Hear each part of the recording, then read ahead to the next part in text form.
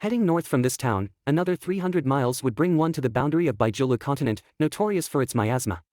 The outermost region of this boundary was the training ground for the 5 disciples of the Duxian sect this time around. The chaotic miasma treasure forest, the barren, desolate mountains beyond the miasma presented a stark contrast to the endless black forest covered in miasma, forming a clear boundary. As they drew closer to the edge of the miasma forest, Jojo seemed to transform into a different person. Her eyes filled with caution, and her divine sense was monitoring every movement.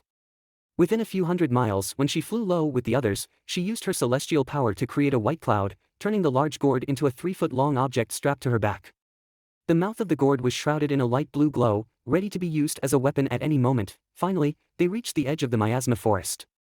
Jojo descended from the white cloud, turned around, and looked at the 5 disciples with a serious expression. According to the rules, the duration of this training is 20 days.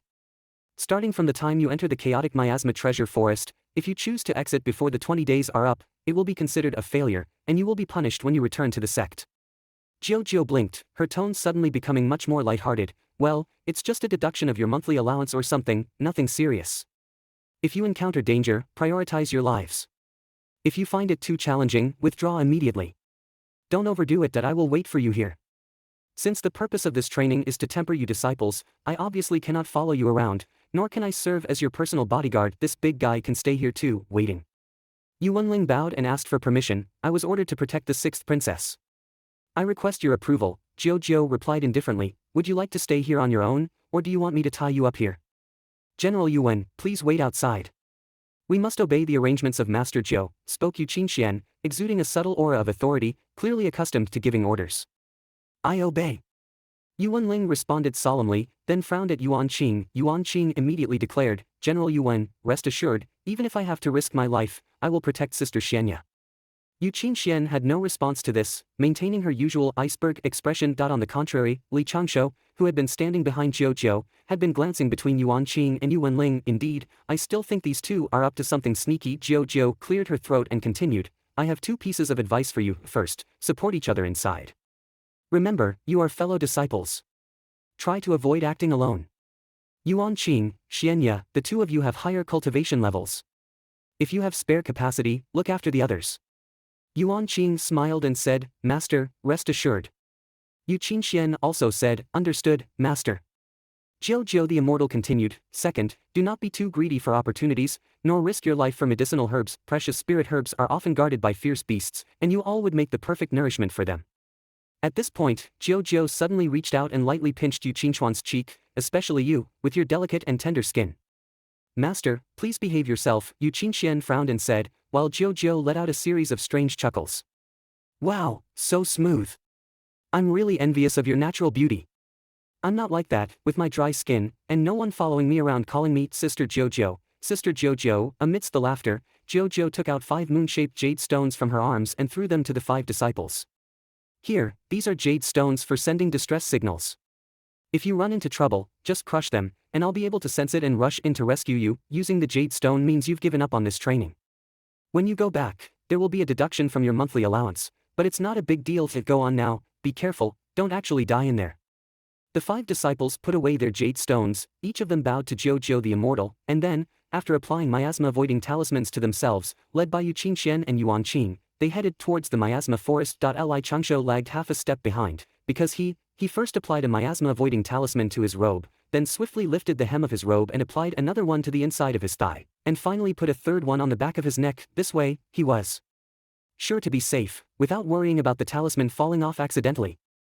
He just needed to replace it every few days. Suddenly, a gust of wind blew, and a foot kicked towards him from the side. Li Changshou seemed to stumble forward 2 steps, but he easily dodged the incoming kick. Jojo cursed in frustration, get in there already.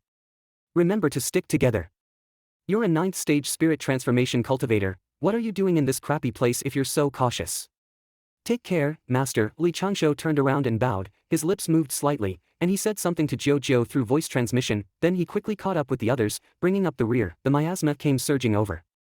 The 4 people in front had a faint light radiating from their miasma-avoiding talismans, each one forming a thin transparent membrane that stuck to their bodies. Li Changshou, on the other hand, was quite impressive. He was covered in 3 layers of membrane, and his breathing became somewhat laborious, but the air he breathed in was exceptionally fresh. Clearing his throat, Wang Qi spoke in a loud voice, later on, Brother Changshou, you can accompany me. Actually, I just came here to try my luck. There's no specific herb that I must find, so there's no need to disturb Brother Yuanqing and the others. Alright, Li Changshou gave Wang Qi a knowing smile, who in turn raised an eyebrow at Li Changshou. The two seemed to have developed a tacit understanding. Perhaps this was the realization that came with being third wheels. In the northern Julu continent, those who are not yet immortal should avoid flying as much as possible. The miasma 3 feet above the ground is too dense, and it's also where numerous poisonous insects and ferocious birds frequently roam. It's actually safer on the ground. The path they were walking on was the only one available, and on both sides were blackened trees, as if scorched by fire. Most of them only had branches without leaves, yet they radiated a peculiar vitality. As the group of 5 walked along the road, they spread out their spiritual senses to the best of their abilities. Occasionally, they could see 1 or 2 venomous beasts hiding in the dark, coldly watching these intruders. The darkness was oppressive, and danger lurked everywhere. The Luanchaobo forest is rich in several types of treasured herbs and dozens of poisonous ones. But because this is a relatively safer border area, the herbs here have been mostly picked by the Yao and human Qi practitioners. It would actually be quite difficult for them to find the herbs they wanted. Moreover, the poisonous herb that Li Changshou was looking for was not in the Luanchaobo forest, but in a deeper area. As they walked, Li Changshou took out a palm-sized sheepskin map. Looking at the few markings he had made on it, he confirmed the direction he should head next. Firstly, he needed to find a suitable excuse to break away from the group. Most importantly, he needed to ensure that Uncle Jiu, who was secretly following them from the sky, wouldn't prevent him from leaving. After about half an hour of walking, the forest ahead became increasingly dark. A rotten smell filled the air, and swarms of poisonous insects buzzed chaotically. Predators lurking in the shadows, waiting for an opportunity, began to focus on these 5 living beings. Swamps filled with floating bones, beautiful but deadly flowers and fruits, and demonic spiders perched high on the trees, cackling. The members of the Duoxian sect were quite brave and talented. They walked faster and faster, gradually adapting to the environment. Li Changshou was following closely behind the 4. He wasn't in a hurry to break away from the group just yet, as the point where he needed to change directions was still far ahead. Suddenly, a suppressed roar of a beast echoed, and the humming of the forest's insects abruptly increased. A wave of malicious aura attacked from the front. A venomous beast couldn't resist and was about to attack their party. Yuqin Shuanya, who was in the front of the group, immediately raised her hand to stop the others from advancing. The great sword on her back began to hum slightly. Yuanqing casually swung his right hand, and a green immortal sword appeared in his grasp. He exuded an intimidating sharpness, but while the 4 in front were distracted by a black shadow darting from the left of the forest, Li Changshou turned his gaze to the right. He took a step forward, positioning himself behind Wang Qi, and whispered, "Be careful on the right." Almost as soon as Li Changshou finished speaking, a 10-foot-long shadow suddenly sprang out of the forest on the left. It was a black leopard with wings on its ribs. Its front claws shimmered with a faint green light as it pounced ferociously at the 4. Yuanqing let out a low shout, his figure moving like a breeze from beside Yuqin Shuanya. The green blade in his hand flashed with an 8-inch-long azure light, and his footwork left behind a series of afterimages. The sword light traced an elongated Z in the air. As soon as the black leopard raised its paw, jets of black blood shot towards the sky. It was decapitated instantly. At this moment, 2 more shadows darted out from the right side of the forest, charging directly at Lu Yenner and Yuqin Shuanya. "Let me handle this," Wang Qi shouted, rushing in front of Lu Yenner. His hands were enveloped in flames, applying pressure toward the 2 leopards, but before the flames could burst, a fiery figure flashed by. The large sword, still sheathed, created a dull swooshing sound. The 2 charging leopards were swept by the sword, flying out like sacks of sand. The 2 black leopards were blown into midair, and 2 red lotus flowers bloomed within their bodies. Their bodies were blown to pieces, and the fragments and black blood were completely swallowed by the brilliant flames. In the blink of an eye, the 2 black leopards were reduced to nothing. Wang Qi let out a sheepish laugh, dispelled the magic from his hands and obediently retreated to the side. Li Changshou, on the other hand, brightened up. 9 lotus departing fire strength. Yuqin Shuanya has actually mastered it? With the 3 black leopards killed in an instant, the eyes spying on the 5 from the dark immediately decreased by more than half. The 5 resumed their formation and continued on their way. Yuqin Shuanya and Yuanqing began to use simple footwork, and the 3 behind easily kept up, until a fork in the road appeared ahead. The 5 stopped in unison. Yuqin Shuanya turned around and said, "Brothers and sisters, I need to go in this direction to find the Yanhua Mingxin grass. There are records in our sect that this kind of spiritual medicine has been found in this direction. Please take care and don't venture too deep." Lu Yenner also mentioned the herb she was looking for and needed to go in a different direction. The group then started to split up. Naturally, Yuanqing was going to accompany Yuqin Shuanya, as he was here to assist and protect her. Wang Qi, who had come to gain some experience, decided to help Lu Yenner find the herb. Then, the gazes of the 4 fell on Li Changshou. "I'll take this path and will have to part ways with you all for now." Li Changshou pointed in a direction different from the others, causing everyone to frown. Yuqin Shuanya asked, "Brother Changshou, what kind of herb are you looking for?" Li Changshou replied seriously, "It's not convenient to say." But you don't have to worry about me. Please take care. Yuanqing advised, Brother Changshou, why don't you go with Sister Yenner? Before Yuanqing could finish, Li Changshou had already stepped onto the path he had chosen. He employed a simple footwork technique, his robes fluttering and hair flowing, quickly disappearing around a bend in the forest. Really, good intentions are taken for granted. Lu Yenner muttered discontentedly. Yuanqing and Wang Qi also shook their heads slightly, probably thinking that Li Changshou was just being stubborn due to pride. On the other hand, Yuqin Xuanya appeared thoughtful. She turned and walked toward her chosen path, her figure appearing even more delicate with the large sword on her back. This Li Changshou, couldn't he just follow along with a pair? Why did he have to split into 3 groups? Above the chaotic poisonous forest, Jiu, who was seated on a gray cloud, was so frustrated that she kept slapping her knee. She really wanted to take a swig from her gourd to ease the sorrow in her heart. She hadn't expected so many disciples to come to the northern continent for this trial. 4 of them were even the treasured immortals of the sect. Nothing could go wrong. Now these 5 people had daringly split into 3 groups, putting a lot of pressure on Jiu. They were all fearless as calves facing a tiger, young and ignorant of the taste of shit. But when she thought back to when she was a young disciple, wasn't her spirit just as high as theirs? Jiu squinted and chuckled, casually taking out her gourd, uncorking it. But after a moment's hesitation, she recorked it. Never mind, I'll hold out for another 20 days. Due to the influence of the miasma, even Jiu's real immortal perception couldn't probe too far. Fortunately, this was just the outskirts of the northern continent. The poisonous beasts were not very powerful, and there were rarely any human chi cultivators or demon tribes active. The latter two would usually venture deeper into the continent. After some thought, Jiu turned to look at Yuanling, who was standing on the gray cloud behind her. She wanted to ask him to follow Qin and Yuanqing, which would lessen her own pressure. But as the words reached her mouth, Jiu blinked lightly. Uncle Jiu, strangers are always a bit suspicious. Don't trust them lightly. The words Li Changshou had transmitted to her when she had kicked him echoed in her mind. Although Jiu was somewhat skeptical, after all, the big guy behind her seemed to be a pushover in her eyes, but somehow, Jiu hesitated. Never mind, these 5 little guys can't get out of my range of perception for now, so there's no need to worry too much. Steering her gray cloud forward, Jiu didn't forget to turn her head and say, Big guy, stick close to me. Rest assured, immortal, Yuanling replied with a salute, maintaining a distance of 3 feet and following behind Jiu on his cloud. The 5 chose 3 different paths. Naturally, the further they went, the further apart they became. After much thought, Jiu decided to temporarily follow Wang Qi and Lu Yenner.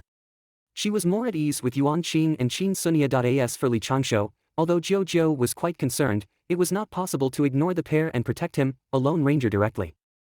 That would be too blatantly biased. She planned to follow the 3 groups in rotation. At worst, she would evenly distribute the time she spent protecting each group. According to the rules of the trial, the immortals of the sect just sent the disciples to the destination and let them go in for the trial, without needing to interfere too much. As the saying goes, life and death are predestined, and wealth is in heaven. In dangerous situations, disciples can grow rapidly, but they also have to bear the risk of losing disciples. In Jiu's perception, Changshou and Yuanqing were quickly heading towards their destination, the pond where the fire-repelling heart grass grew, which was considered a relatively safe area in the chaotic poisonous forest. Although the 2 could not fly, their speed was not slow at this time. The 2 had little communication along the way, running one after the other, and easily solved the occasional attacks by poisonous beasts. Indeed, the disciples of Petion Peak are the most worry-free. Jiu could see the situation of Wang Qi and Lu Yenner just by looking down. The 2 were walking and chatting, and they seemed to have a bit of a crush on each other.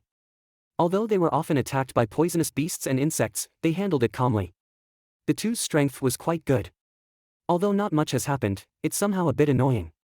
Jiu curled her lips, wanting to observe Li Changshou's situation. She shifted her perception. Gone, was he so quickly torn apart by the poisonous beasts? Or was he swallowed by some beast? Jiu furrowed her brows, quickly increasing her perception search. No, something was blocking her perception. She could sense that the guy's aura was to the north and moving quickly. His speed was almost twice as fast as Qin and Yuanqing's. Are you a 9th stage chi cultivator daring to rush into the depths of the chaotic poisonous forest? Are you rushing to find death? Jiu looked up and roared silently, her already stretched out hemp robe shaking wildly. She glanced at Wang Qi and Lu Yenner, who were studying a poisonous flower. She pointed her left hand forward, and the cloud quickly pursued in the direction of Li Changshou. She would bring this guy back and hand him over to Wang Qi to watch. But a moment later, Jiu arrived above Li Changshou, maintaining the same speed as him.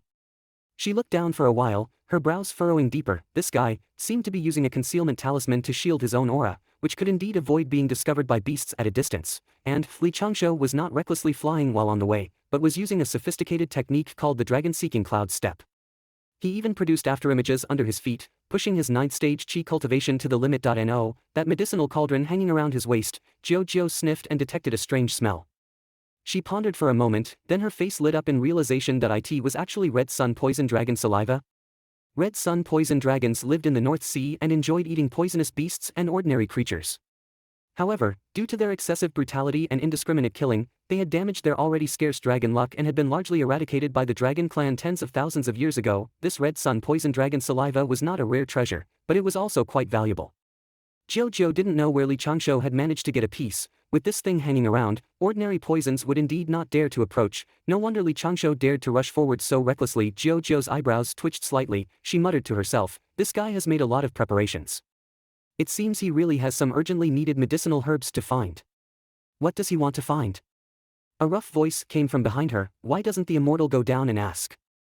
"No need, if one only cultivates under the protection of the immortal sect, even if they become an immortal, they are just useless. Let's go and see your highness. Don't say behind my back that I, as a master uncle, am biased." Yuan Ling immediately nodded in agreement, eager to comply, which was consistent with the reaction of a loyal guard. However, as Jiu turned and flew towards the distance, a black beetle flew out from beside Yuanling's leg and burrowed into the cloud of ash beneath his feet. Such a subtle action was made in the brief moment when Jiu was using his immortal sense to check on the other 4 disciples. Even though Jiu's cultivation was much higher than Yuanling's, he didn't notice this small movement. After the 2 of them flew away, the beetle continued to race through the gray fog, closely following Li Changshou's figure. Li Changshou looked up at the sky.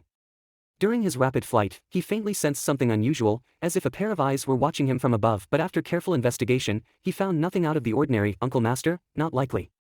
This gaze carried hostility. Based on the principle of better safe than sorry, Li Changshou stopped, quickly formed seals with his hands, muttered some incantations, and slight ripples appeared on the gray-black ground in front of him. He stepped into them and quickly sank into the soil, disappearing in the blink of an eye. 5 Elements escape technique, Earth escape. A moment later, Li Changshou's figure emerged from a bush 50 miles away. The surrounding poisonous insects and a few poisonous beasts quickly scattered in all directions. The feeling of being watched was indeed gone. Li Changshou quickly identified his surroundings, lowered his head and continued running. He took out 2 talismans from his sleeve, stuck them on the outside of his thigh, and his speed increased once again. The Godspeed 1000 Miles talisman was a common talisman that enhances the user's speed. It was generally prepared for chi cultivators who had just entered the chi refining stage. Li Changshou had already determined that their group of 5 would definitely encounter some unexpected events this time. Although the Chaos Venom Treasure Forest was dangerous, it was just the outermost part of the northern Jamba continent. As long as a chi cultivator in the Return to Void stage was a bit careful, they could handle it. Hence, the notorious reputation of the northern Jamba continent. But that Yuan Ling who suddenly appeared halfway, the always seemingly kind Yuan Qing Xianya, who looks very cold on the surface, but probably doesn't have much scheming, the princess, worldly royal power. Li Changshou analyzed a clue in his heart and became more and more certain that something must happen here. The person plotting in the background thought they had considered everything, but letting a chi cultivator from the worldly royal power appear halfway, instead of going to the immortal gate and directly explaining the situation to the high-ranking people inside to stop Qin Xianya from going out, was logically inconsistent. Never mind, these have nothing to do with him. Li Changshou took out the simple map while running and looked at it, his eyes revealing a bit of helplessness. If he had any other choice, he wouldn't want to take risks in such a dangerous place, which completely went against his life's principle of lying low in the mountains until he died of old age. But master, Tai Ching above, unaffected by all causes, all evils retreat easily. With a light shout, Li Changshou cheered up and continued to sprint through the black forest full of poisonous barriers. However, after just a moment, Li Changshou had a subtle sense that he was being watched again. Frowning slightly, Li Changshou muttered "troublesome" in his heart. This time, he didn't reveal more escape techniques, but checked the few items for fighting stored in his storage magic treasure. His divine sense had already started to look for a suitable place to ambush. Although he was cautious, he was not timid or afraid. There is a difference between the two. For the next long period of time, Li Changshou only had this feeling of being watched and didn't encounter any ambushes or sneak attacks. He was tense for 2 whole days and nights, used the earth escape technique a few times, but the feeling of being watched still persisted. Li Changshou calculated his current position, and he had naturally delved deep into the Chaos Venom Treasure Forest and should have left the range that Uncle Master Jiu could probe. With his immortal sense, he hadn't rested for a moment, but he didn't feel tired. The willpower training he had persisted in for many years indeed had significant effects. Suddenly, killing intent, Li Changshou's scattered divine sense didn't detect any threats. The other party obviously had a way to avoid divine sense detection. Casting a glance at the dark forest on the left side from where the killing intent originated, Li Changshou continued to sprint forward. But his left fingertips gently rubbed, scattering transparent threads like a spider web around him, and his right hand subtly stirred up a breeze on the other side. Investigation tool, heavy pupil three-headed spider silk. Before long, a somewhat blurry image emerged in Li Changshou's mind. A figure clad in gray hemp clothes and wearing a bamboo hat rushed forward swiftly among the trees.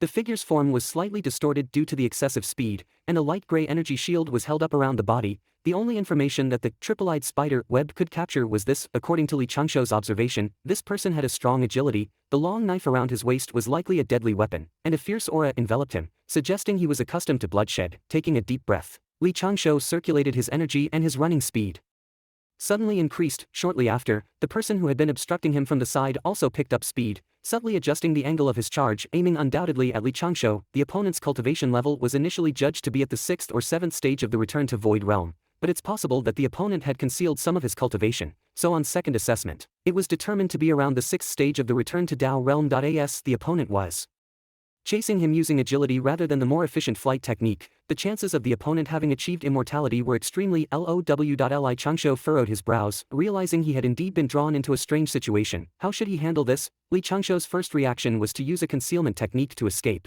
but he quickly realized that he had been under surveillance for the past 2 days, indicating that the opponent had some means of tracking him. If he escaped this time and the opponent still relentlessly targeted him, he would be in even more danger. In the forest 5 miles ahead, there was an open space covered with poisonous weeds but no trees. Li Changshou hummed lightly in his heart, his right hand gripping 2 small paper figures, as his inner energy quietly converged into his right palm. 5 elements cycle, virtue transforms life, heavy impurities cannot obstruct, earth is in the center. The gray-white ground in front showed slight wrinkles. Li Changshou once again used the earth escape technique. However, after his body disappeared into the ground, his right hand emitted a bright light. The person chasing Li Changshou from the side furrowed his brows. This person snorted coldly, sensing the energy rapidly shuttling through the earth. He once again changed his position, increased his speed, and chased after him. Shortly afterward, Li Changshou emerged from a pile of poisonous weeds. He shook his body, shaking off the poisonous soil and a few poisonous insects from his body. He raised his hand to replace several protective talismans on himself, ready to speed away again. Just at this moment, a sword whistle suddenly sounded from the side. A flash of cold light was even faster than the sword whistle by a fraction, slashing directly towards Li Changshou's neck. Li Changshou suddenly turned around, but it was too late to respond. His neck was hit by the slender long knife, and his head was thrown back. A wisp of gray smoke twisted slightly, and the chi cultivator wearing a bamboo hat and gray clothes appeared behind Li Changshou. The curtain of the bamboo hat lifted to reveal a faint smirk on the corner of his mouth. Indeed, it's only the god-transforming stage, effortless, you. His words suddenly stopped, and he quickly lowered his head to look at his feet. The Li Changshou, who had been beheaded, was actually grabbing his ankle. This assassin reacted very quickly and wanted to retreat immediately, but his vision suddenly blurred, his strength felt as if it had been drained, and his own mana and energy became extremely sluggish, completely unable to operate. At this moment, the assassin saw a small jar that had been opened on the belt of the corpse holding his ankle. He had fallen into a trap. The assassin bit his tongue in a desperate attempt to wake up, but at this moment he didn't even have the strength to bite his tongue, and his vision was even more blurry. Self-developed anesthetic, soft immortal powder. At this moment, a streak of light flew to the assassin's head and hovered there.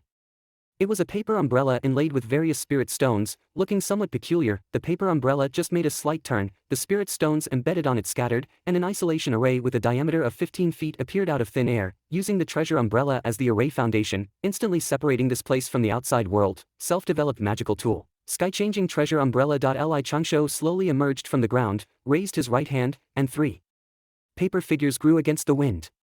With 2 puffs, they all turned into figures identical to Li Changshou and rushed forward. Daoist technique. Paper becomes human. Before the paper figures reached the assassin, Li Changshou had already raised a bronze crossbow in his left hand and pulled the trigger without any hesitation. A wooden arrow shot out and accurately pierced the assassin's forehead. The bamboo hat was thrown into the air, revealing a somewhat fierce and thin face. The short arrow sunk into the assassin's forehead, causing the light in his eyes to quickly fade.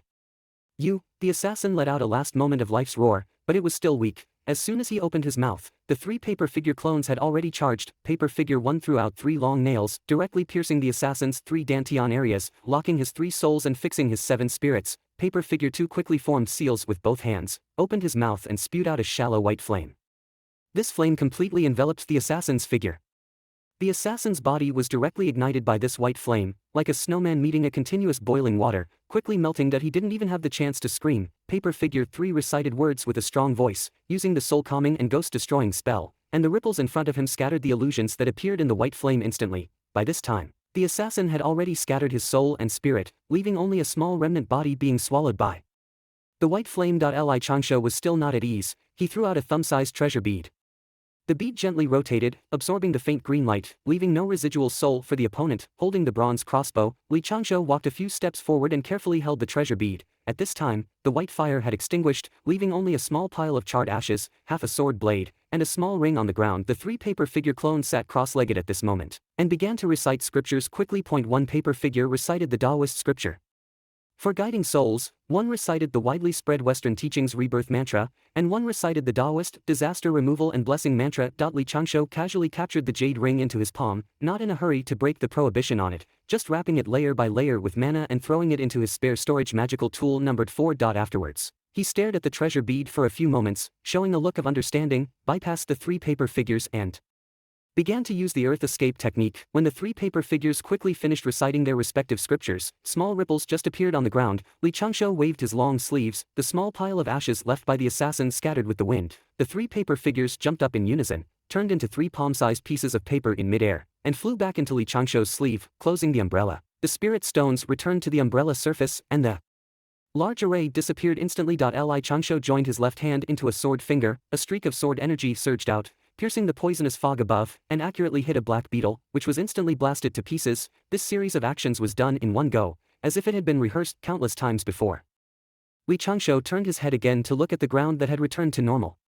He lightly touched the headless paper figure, setting the paper ablaze, leaving no trace behind. With a step forward, Li Changshou's figure disappeared into the ground, vanishing silently. Sigh. Creating a paper man truly takes a toll on one's energy. However, having this fellow's assets as compensation, the overall loss was not too much. Li Changshou saw many memory fragments in the remnant souls collected by the orb, thereby understanding the purpose and overall plan of these people. The assassin who attacked him was known as Stinging Dove, a second-tier chi practitioner in the Return Path realm. He was hired with spirit stones, specializing in doing the dirty work. The reason for attacking him was to get the message token on him, hoping to use it to lure away the tiger from the mountain and attract his ninth uncle, Jiu, to this place. As long as Uncle Jiu rushed over to him, these people would immediately attack Lu Yener and Wang Qi, and then use them as bait to lead Uncle Jiu into a trap. Their real target was the sixth princess of some kingdom, Yu Qingshuanya. However, these people were not aiming to kill Yu Qingshuanya. Such a complex plan seemed to be aimed at achieving a more despicable goal. Judging from the information obtained from this assassin's memory fragments, the mastermind behind it all seemed to be his fellow disciple Yuan Qing, or some worldly power behind Yuan Qing. Li Changshou sneered, muttering to himself, indeed, one cannot judge a person by their appearance.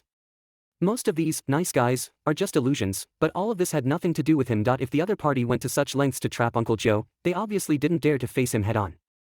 So, Li Changshou didn't need to worry about the safety of a true immortal. A breeze blew, and the poison barrier returned, and the open space once again regained its tranquility. The poisonous herbs gently swayed. Apart from another small pile of poisonous herbs being burned to ashes, no trace was left behind. One would think that a moment ago, a not-so-intense battle of life and death had erupted here. A moment later, only the wind was gently making a fuss here, as if it was humming a tune. I killed you and scattered your ashes in the time it takes to drink a cup of tea. On the shores of the East Sea, hundreds of disciples were fighting fiercely with shrimp demons that were continuously rushing out of the sea. In one corner of the battlefield, several Chi refining realm disciples were hiding behind a rock, chanting spells and urging their magic weapons to aid their senior brothers and sisters in the front. However, their gazes were all attracted by the beautiful figure standing not far away. They saw Lan Linger holding 2 porcelain bottles in her hand, lightly sprinkling some dust towards the front. Then, she blew a breath of spiritual energy from her mouth, and the dust instantly rolled towards more than a dozen rushing shrimp demons. These shrimp demons, which were not very intelligent to begin with, instantly became soft-legged, falling to the ground one by one, foaming at the mouth, and rolling their eyes. Linger, holding a short sword, floated out, stabbing each one in turn. Her moves were precise, directly piercing their demon souls, yet her actions were full of immortal charm. Soon, she turned around and floated back to where she had just stood, waiting for the next wave of tides, completely unaware that she had become the object of observation for many of her fellow disciples. The poison powder that Big Brother refined is simply too useful. I wonder if he is safe now. The northern Zhu Luzhou is so dangerous, even a bug can take a fairy's life. Sigh, the stinky Big Brother always tells me to be more steady, but he goes on an adventure himself and he didn't even bring his smart and brave little junior sister. The more Linger thought about it, the angrier she got. Suddenly, a shadow appeared in front of her. Linger, watch out. Get out of the way. Suddenly, several anxious shouts came from her ears. Linger instinctively looked up, only to see 7 or 8 shrimp demons had already rushed to her front, with more than a dozen shining big pincers slashing down at her. There were holes in the ground, these shrimp demons were attacking from underground. In the blink of an eye, Linger let out a soft cry, and casually took out a porcelain bottle from her sleeve and threw it out. The voice of her big brother also sounded in her heart. In case of an emergency or a difficult enemy, throw this bottle. Crack. The porcelain bottle shattered among the group of shrimp demons, emitting a cloud of green smoke that instantly enveloped the demons. The next moment, the shrimp demons were suspended in mid-air. The sea breeze blew, and the hard-shelled bodies of these shrimp demons vanished into thin air, turning into colorful bubbles in the sky, floating gently with the wind. Lawn. Linger let out a long sigh of relief, but then she felt that the atmosphere around her was a bit strange. She turned her head and saw that several senior brothers and sisters who were rushing towards her were frozen in place not far away, their faces rather strange. Linger blinked her eyes lightly with a clatter. A male disciple in the god transformation realm dropped his long sword at his feet and hurriedly picked it up. Linger, you're busy. We're just passing by. The scent of the dove has vanished, and so has that disciple of degree fairy gate at the 9th stage of becoming a god. Something seems strange about this. Deep within the dense forest, in a secluded valley, several dark figures lurked in a thicket, discussing something in hushed tones. One of them cursed. Most likely he took the benefit, killed someone and left straight away. Such people are truly untrustworthy. Subordinates trained by ourselves are much more reliable. Is the dragon trap array ready? It's set up. It will definitely trap that true immortal from the degree fairy gate. Good. Although the situation has changed, the problem shouldn't be big. The leader pondered for a moment. Later, send a message to the 4th prince, arrange for some people to deliberately intercept the 4th prince, to attract the true immortal from the degree fairy gate. We will personally capture those 2 disciples and put them into the trap array, and then lure this true immortal into the trap. This matter is related to the great cause of restoring the country. The 6th princess is the best opportunity. This time we must control the 6th princess, and by the way, let the 4th prince get what he desires. The dark figures chuckled lightly. The leader made a fist gesture, and the other dark figures dispersed, quickly disappearing from sight. Half a day later, several men in black launched a surprise attack on Yuan Qing and Yuqing Xianya. Yuan Qing decisively crushed the message talisman. Zhou, who was meditating in the air above Wang Qi and Lu Yan Air, suddenly felt a shock, turned around and rushed towards the southwest, with Yu Wenling, who never left her side, following her. Just as Zhou flew away, more than 10 auras burst out from below, and 2 immortals directly launched a surprise attack, knocking out Wang Qi and Lu Yan Air and taking them away. Half an hour later, Zhou hurriedly flew back, but Yu Wenling stayed to protect Yuan Qing and Yuqing Xianya in secret. This time, Zhou also sensed an unusual scent, but she rushed too quickly. By the time she found Lu Yan Air and Wang Qi, she had already fallen into a large array, surrounded by white fog, and her fairy consciousness probing all around. All she could see was a vast expanse of whiteness. With Wang Qi and Lu Yan Air tucked under her ribs, Zhou flew around in confusion within the trap array. She, who was not good at the way of the array, quickly realized that she was just going around in circles. Fortunately, there's a big general to guard Yuan Qing and Xianya. Just as Zhou breathed a sigh of relief in her heart, ready to calm down and think about how to break the array, the reminder from Li Changshou when he entered the chaotic treasure forest echoed in her ears. Uncle Zhou, those with unknown origins are always a bit suspicious, don't trust them easily. Could it be that Yu Wenling? For a moment, 2 drops of cold sweat appeared on Zhou's forehead. One thing led to another. It seemed like she had been fooled from the start. How was that guy Li Changshou doing? He had the lowest cultivation level. Could he have been killed by these people? These people must be targeting Xianya and Yuan Qing. How did she not notice earlier? Unable to hold back, Zhou cursed loudly. You bunch of petty thieves, if you have the guts, come out and fight this fairy for 300 rounds. What kind of cultivator uses these ghostly tricks? However, within the range of the large array, there were only swarms of poisonous insects and a few equally lost poisonous beasts, with no response at all. Ah! Zhou threw the unconscious pair on the ground, stomped her foot, and the cord of a certain area of her linen shirt was on the verge of breaking, the pressure doubling. I'm so annoyed by these arrays. Fairy solution grass. This thing is really hard to find. On the 12th day of entering Beiju Luzhou, after leaving the chaotic treasure forest, Li Changshou headed northwest for more than 1,600 miles, and on time, arrived at the area marked on his map. This area was about 300 miles in radius, with hills, swamps, and the ends of mountain ranges, and other complex terrains.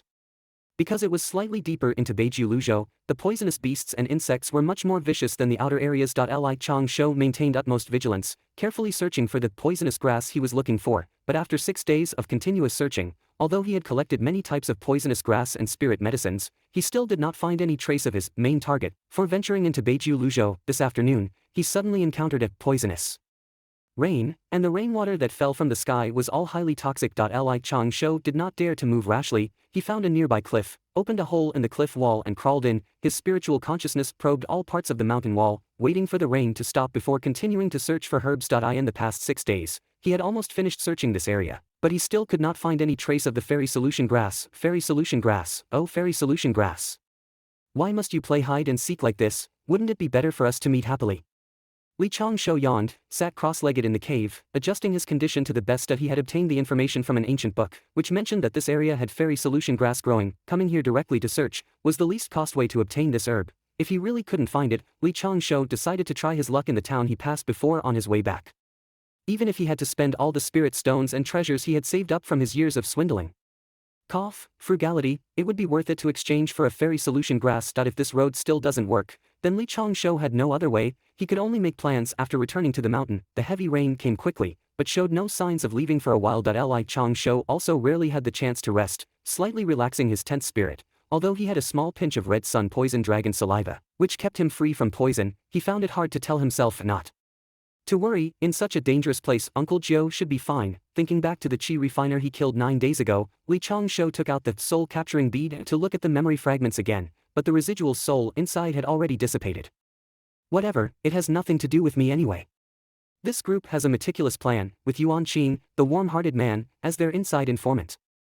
Given Uncle Wine's brain, they should easily trick him into the formation. Uncle Wine, as a person, has high cultivation and a pleasant character, but he tends to be too impulsive at times, acting recklessly when drunk. It's a pity for Qin Xianya, who, after practicing in the fairy gate for so long, still can't escape the power struggles of the secular world, and the childhood sweetheart who has always been around her, turns out to be the most insidious one. Li Changshou never sees himself as a hero, nor does he feel obligated to save the princess or change others' destinies. In his eyes, Qin Xianya is just an attractive trouble. Such a big cause and effect, he would avoid if he can, but if he can't be involved. Boom! Suddenly, thunder echoed overhead, and Li Changshou began to check the resources he had left. His pills are sufficient, his talismans are sufficient, his red sun poison dragon saliva can last for 9 days, enough for him to explore this area and leave at ease. If he moves faster, he can search this area and explore more areas to the north or west. Xianjia grass, oh Xianjia grass, Big Brother is now very irritable. Boom! The mountain walls suddenly shook, and the frequency of the vibration. Li Changshou quickly spread his spiritual consciousness and soon saw the abnormality in the clouds above. The clouds formed a vortex, with lightning flashing inside, as if something was trying to squeeze out. With a quick calculation, there's a change in the universe. Li Changshou cast a magic shield around himself, rushed out of the cave, and quickly landed on the ground, preparing to perform the cloud dragon step. But just as he landed, he heard a roar overhead, and a red figure rushed out of the vortex, like a falling thunder. Crashing into the ground at a high speed, the figure happened to land 3 feet in front of where Li Changshou was going to land, splashing up a pile of mud. Li Changshou quickly retreated, 3 paper men already in his palm. But then, Li Changshou saw the figure wrapped in a light red light shield, and his eyebrows furrowed tightly. Is this because God thinks he's too comfortable digging for spirit herbs and poison grass, and specifically added some difficulty to his task? Or did he offend some life-threatening star this time he went out, and this disaster is unavoidable in his fate? The figure in the red fairy dress was none other than Qin Xianya, but she was severely injured at this time, with a deep wound on her left shoulder that reached the bone. The blood mixed with poisonous rainwater kept sliding down her jade arm, and the great sword in her right hand was without its sheath, with several spider web-like cracks on the sword. She had at least a dozen wounds on her body, but they all avoided vital areas. As Li Changshou saw her clearly, Qin Xianya also saw a figure in the rain curtain in front of her. She coughed up a mouthful of blood, her eyes showed a bit of determination. Leaning on her big sword, she slowly stood up, but felt that this figure looked familiar. Li Changshou frowned, and at this moment he spread his spiritual consciousness and did not feel any pursuers coming. Considering the commotion just now, it was obvious that Qin Xianya had used some life-saving treasure and directly moved to this place using the Qiankuan technique. The problem was that it was this place.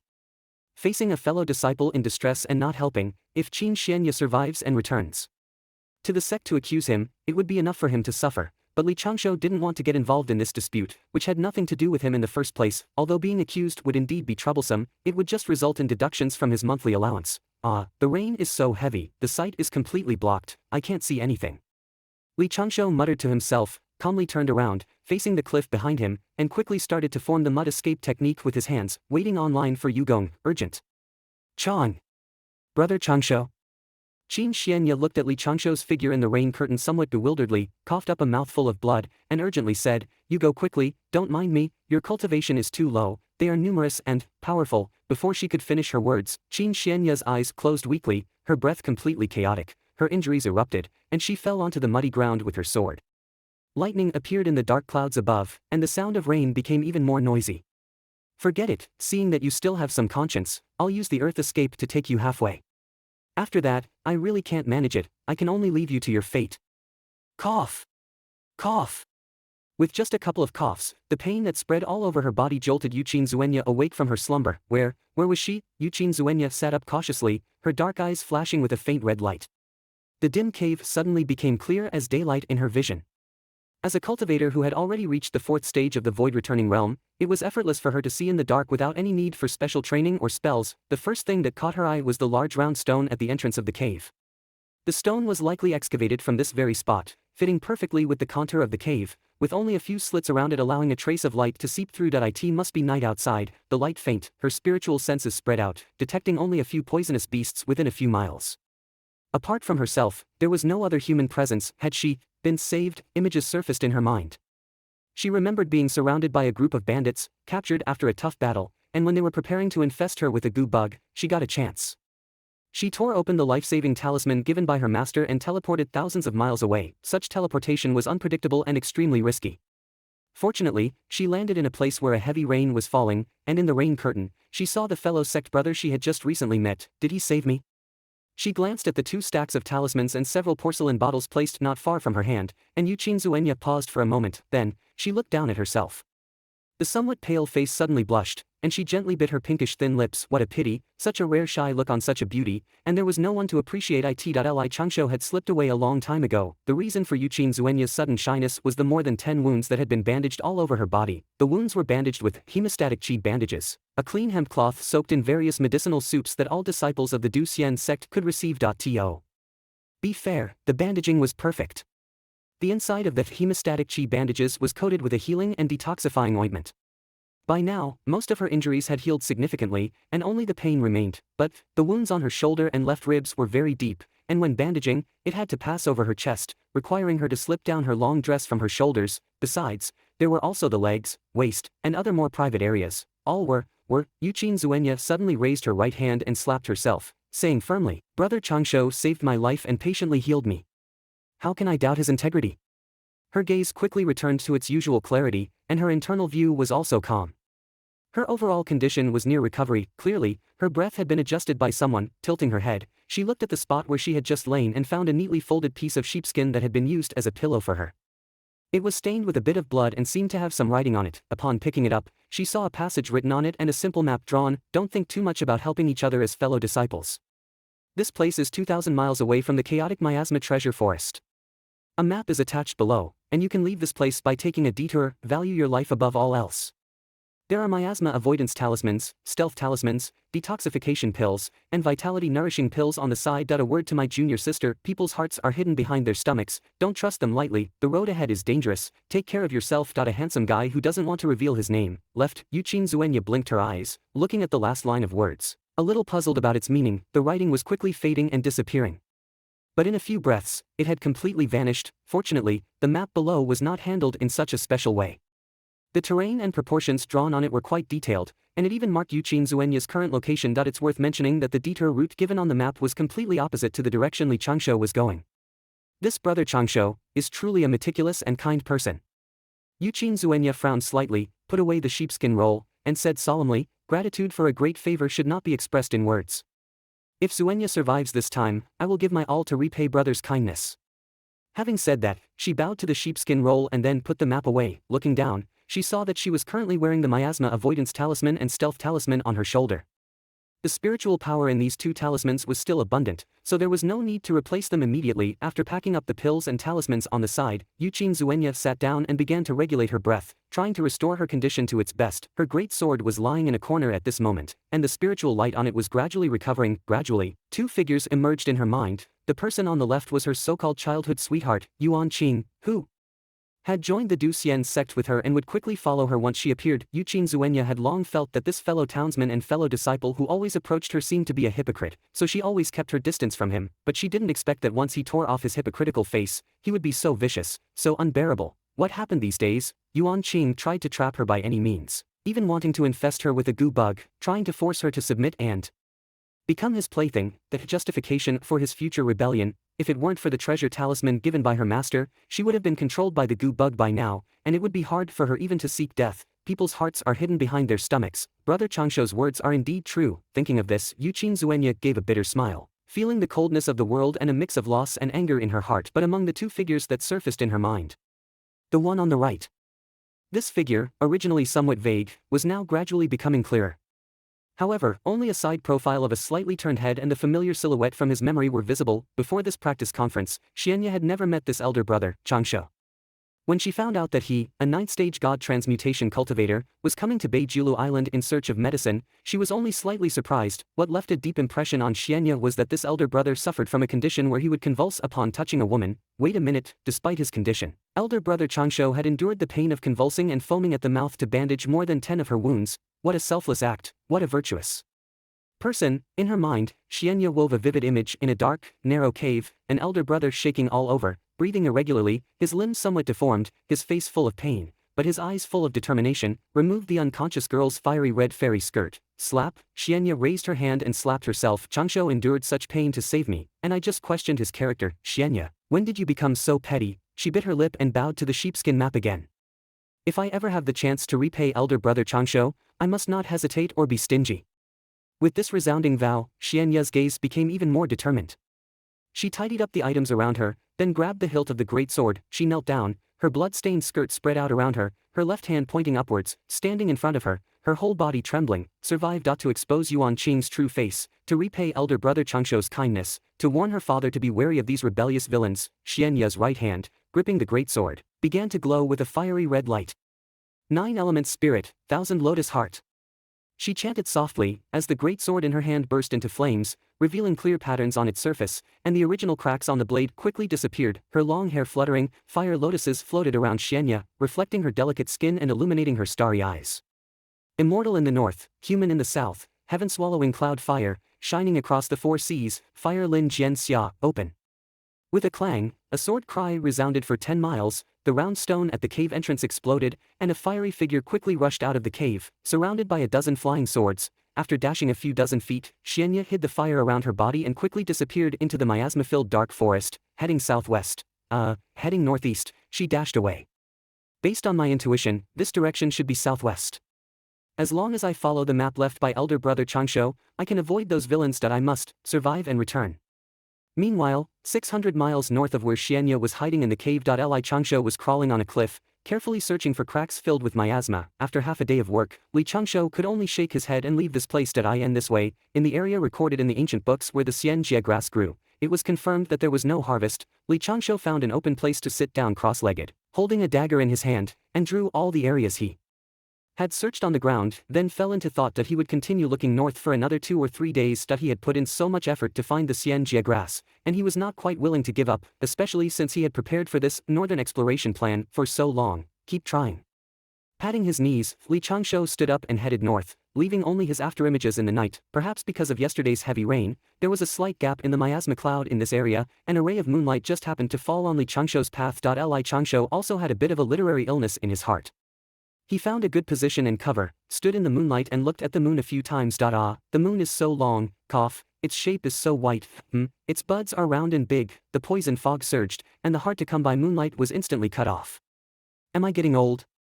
Li Changshou raised an eyebrow, shook his head and chuckled, leaning forward and dashing away, perfectly blending into the night. Regarding a Taoist partner, that is a more horrifying existence than a junior sister, simply an unstable causal nuclear bomb, can't afford to offend, dare not think. And compared to Xianya, a chi refiner with a unique appearance but a complex identity, Li Changshou felt, Jojo, a strong female fairy, felt safer. The stock of the red sun poison dragon saliva was dwindling, and the area where Li Changshou left his footprints was becoming increasingly vast. He found nothing in the places recorded in ancient books, nor around the chaotic treasure forest. 3 days after saving King Swanya, Li Changshou still hadn't found the immortal solution grass. Instead, as he delved deeper into Baijiluzu, he harvested quite a few useful poisonous herbs and spirit medicines. Even more, he caught 2 precious corpse-burning insects that could be refined into corpse-burning powder, increasing his methods of dealing with corpses to 12. Although he felt a bit frustrated in his heart, he never forgot that he was in a dangerous place like Baijiluzu and never let his guard down. Logically speaking, although the immortal solution grass is precious, it is a rather peculiar poisonous herb, and few people need it. The areas he searched all met the growth conditions required by the immortal solution grass, but he couldn't see even a single seedling. It was really strange. Did he read the poison scripture and medicine canon for decades in vain during his cultivation breaks? Sure enough, my master's luck is just too bad. Li Changshou could only comfort himself in this way, dispelling the unwillingness in his heart, and began to think about when to go back. Walk 200 miles to the west. If he couldn't find it, he would have to give up and go to the town to see if there were any immortal solution grass for sale. Although the hope was even slimmer, with quick strides, Li Changshou left traces of afterimages under his feet. Aiming to complete this final journey of seeking that he found nothing within 50 miles, he circled around the area where the immortal solution grass might grow within 100 miles, but found no trace of the immortal solution grass. Instead, he unexpectedly harvested several precious spirit medicines for preparing soft immortal powder. Look, the poisonous herbs he used were lining up to run into his storage artifact, but he couldn't find a single one that would be useful for his master. This was probably the difference in character and temperament. Without the immortal solution grass, he naturally couldn't refine the melting immortal pill. So this path was impassable. Fortunately, he had already prepared Plan B and Plan C.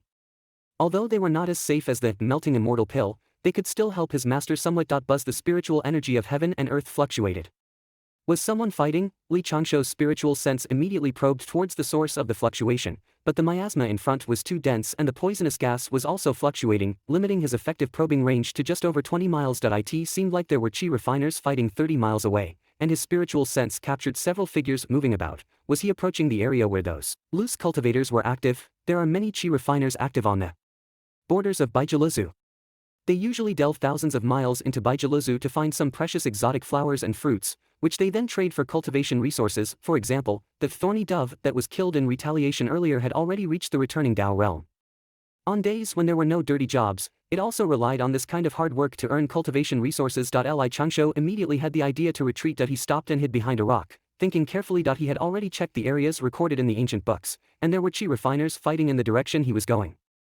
If he didn't retreat now, when would he? As the saying goes, a gentleman does not stand under a dangerous wall. This trip to Baijiluzu could only end in regret. Suddenly, Li Changshou was startled. His dispersed spiritual sense accidentally captured 3 unimpressive green grasses swaying gently on top of a cliff 23 miles to the northwest. They looked like orchid grass, but much shorter, and there were mysterious patterns on the leaves.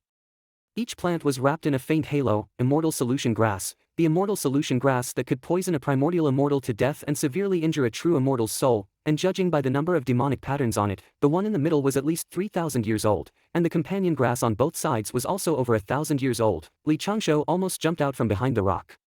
But he immediately recited the clear heart mantra, quickly calming himself down. The herb was not in his hands yet, so he couldn't be too happy. He must stay calm, get the herb safely, and safely leave Baijiluzu, then he could celebrate a little. No, making the elixir is also quite troublesome. At least wait until he returns to the mountain, successfully refines the melting immortal pill, then it's not too late to be happy. Let's get started. Using the earth escape technique, Li Changshou headed straight for the immortal solution grass underground, while his spiritual sense spread out in the earth, analyzing the environment around the immortal solution grass. There was a bald old cypress tree next to the immortal solution grass. He could use the wood escape technique to approach the immortal solution grass, but a poisonous herb that has been growing for thousands of years is definitely a great tonic for those poisonous beasts. There must be some creatures guarding it. Sure enough, Li Changshou soon found a 3-eyed green wave snake. The snake cunningly hid under the cliff, even knowing how to hide its breath. Its 3-meter-long body blended into the rocks, its green scales emitting a different kind of gloom. If it weren't for Li Changshou's inch-by-inch check, he wouldn't have been able to find this poisonous creature that blended with the environment. A flesh bag had already bulged in the middle of the 3-eyed green wave snake's head, which looked a bit unsightly and could easily give people some bold thoughts. Its triangular snake head was already becoming elongated, and its body was also thicker than ordinary snakes. Clearly, it was on the verge of becoming a dragon, and that oldest immortal solution grass was probably the key to its transformation into a dragon, but the poison and medicinal power were not enough at the moment. Tough to deal with. Li Changshou noticed that there were many bones under the cliff, many of which were human skeletons. He couldn't fight it head on, he had to outsmart it. This nearly immortal poisonous creature was powerful. It was a poisonous beast itself, and although he carried 12 different types of poison that could threaten ordinary primordial immortals, they were all useless in front of it, relying on the spells he had mastered. Although he might not necessarily lose in a direct fight, the environment was too fierce, with unstable factors everywhere. How to outsmart it? Approach it using would escape, pull the grass and run. Most snake-like beasts are very agile, so this plan obviously won't work. Li. Changshou, who was swiftly moving through the earth, was also deep in thought at this moment, and quickly came up with over a dozen plans in his heart. As the long-desired immortality herb grew closer, Li Changshou's spiritual sense also detected the situation of the distant magical battle. Upon closer inspection, he couldn't help but cough a few times in the soil due to the surge of his breath, almost turning around and leaving immediately. Why did he run into her again? Is this Qinyuanya poisonous? Might as well change her name to Poisonous Xianya. He had drawn her a map to the southwest, so how did she end up here? She was a full 2,000 miles off from the expected position. Li Changshou's mouth twitched a few times, feeling that he had inexplicably touched on some blind spots in his knowledge. How many immortals are among those chasing her? A glimmer of insight flashed through Li Changshou's mind. His spiritual sense captured the situation of the chase and fight over there, and he suddenly had a strategy to cleverly obtain the immortality herb. Think about it, if it weren't for the fluctuations of the magical battle in this direction, he wouldn't have been able to discover these 3 immortality herbs, and this position, according to his previous route planning, was highly unlikely to be discovered. From this perspective, he should thank Poisonous Xianya for his fortune this time. Last time I saved you, this time I'm just using you a little bit, we're even now. Li Changshou muttered, paused slightly in the soil, and once again used the earth escape technique. He unleashed his full magic power, suppressed his own breath fluctuations as much as possible, and silently and swiftly made his way near the cliff. He began to observe those who were chasing Qinyuanya. This time, Qinyuanya was surrounded by flaming flying swords, floating in midair, and also moving towards the direction of the cliff. The flying swords around her spun rapidly, forming a tight defensive line, but Li Changshou could tell at a glance that Qinyuanya was just putting on a tough front. This sword-controlling spell was not yet fully mastered. She only knew fixed moves, could not adapt on the spot, and was unable to effectively counterattack when defending. Those chasing Qinyuanya were 6 men in black, 2 in the returning Dao stage and 4 in the returning Void stage. Although they were using their full strength, they did not aim for Qinyuanya's vital points, clearly intending to capture her alive. These guys, I'm afraid they aren't even enough to get stuck in the teeth of this 3-eyed blue wave snake. Fortunately, there were still 2 breaths in the air that had not yet made a move, and these 2 breaths, Li Changshou was familiar with. The Grand General of some country, Yuan Ling, his fellow disciple from the Broken Sky Peak, Yuan Qing. Within a radius of 30 miles, only one immortal, Yuan Ling, was found, and Li Changshou's mind began to become active. But speaking of which, why hasn't this warm-hearted Yuan Qing made a move yet?